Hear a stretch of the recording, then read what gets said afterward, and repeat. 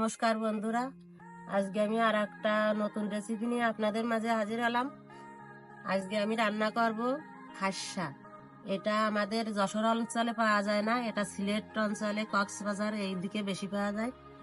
তা আজকে এটা কিভাবে রান্না করব আপনাদেরকে দেখাবো। তা অবশ্যই পুরো ভিডিওটি আপনারা দেখবেন। প্রথমে আমি 2-3 ঘন্টা ভিজিয়ে রেখেছি।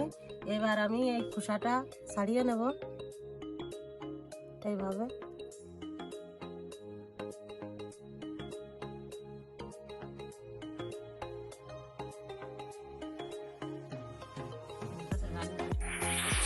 দেখুন বন্ধুরা, আমার এগুলো বাছা হয়ে গেছে।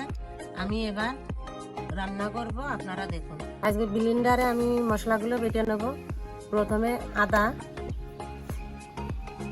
এখানে আছে শুকনো লঙ্কা, কাজু বাদাম, জিরে আর কয়েকটা ধনিয়া।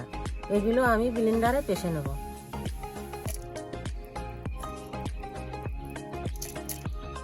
এখানে আমি নিয়েছি কয়েকটা দারচিনি আর লবঙ্গ।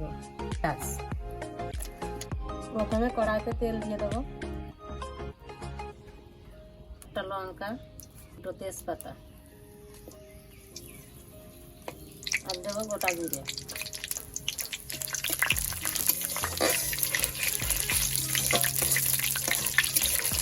এবার বেটে রাখা মশলাগুলো দিয়ে দেবো।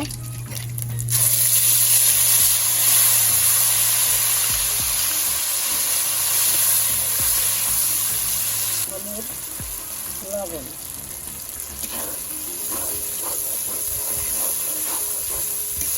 বন্ধুরা আজকের রান্নাটা সম্পূর্ণ নিরামিষ রান্না। আমি আজকে পেঁয়াজ রসুন দিইনি।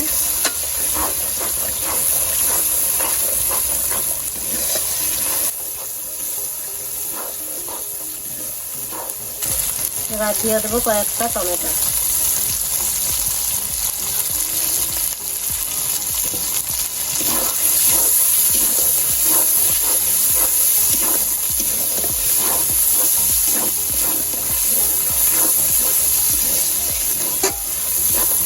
এবার দিয়ে দেবো ফুটিয়ে রাখা টক দই।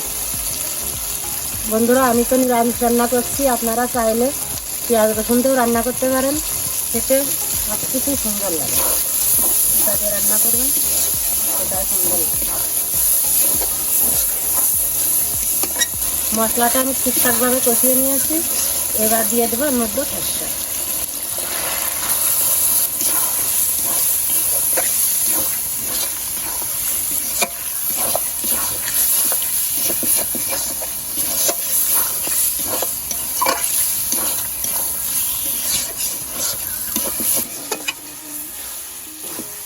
বন্ধুরা আমার খাসা কষানো হয়ে গেছে, এবার আমি জল দিয়ে দেবো।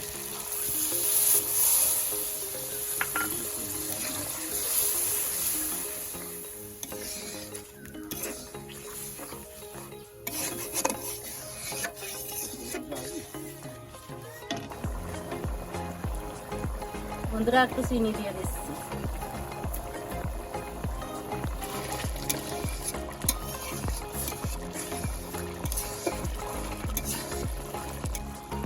বন্ধুরা যেহেতু নিরামিষ রান্না, আমি উপর থেকে একটু ঘি ছড়িয়ে দেবো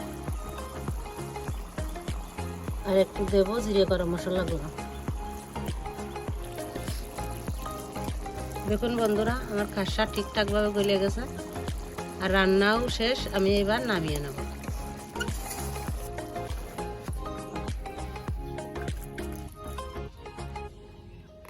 তা বন্ধুরা দেখুন আমার রান্না একদম রেডি। এত সুন্দর টেস্টি হয়, আপনারা বাড়িতে ট্রাই করে দেখবেন। আর অবশ্যই ফেসবুক থেকে দেখলে ফলো করবেন, আর ইউটিউব থেকে দেখলে সাবস্ক্রাইব করে দেবেন চ্যানেলটি। ধন্যবাদ। আজকের ভিডিও এই পর্যন্তই।